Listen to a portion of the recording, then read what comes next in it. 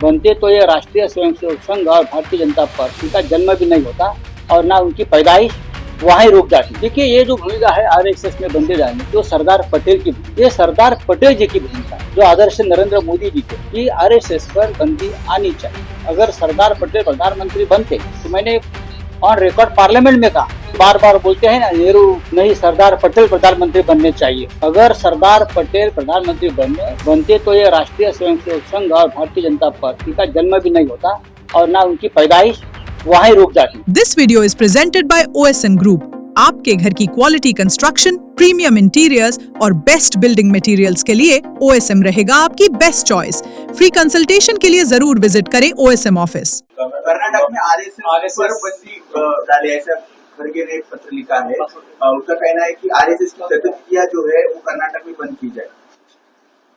देखिए ये जो भूमिका है आरएसएस में बंदे डालने की, वो सरदार पटेल की भूमिका है और सरदार पटेल का सबसे बड़ा स्टैच्यू नरेंद्र मोदी जी ने गुजरात में बनाया है, उनके आदर्श है, हमारे भी।